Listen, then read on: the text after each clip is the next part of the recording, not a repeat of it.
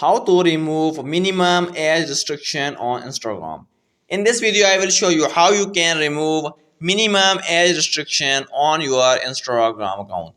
For that, just open your Instagram account and go to your profile.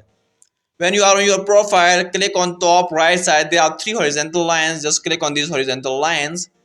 When you click on these horizontal lines, scroll down a little bit and you can see there is an option called Creator Tools and Controls.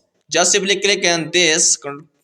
When you click on this, here you can see there is an option called Minimum Age. Just click on this Minimum Age, and now there are two options, defaults and by country. So you can select any ones. Just click on by country. There is an option called Add. Just simply click on Add and select your country. Let's suppose I will select Pakistan.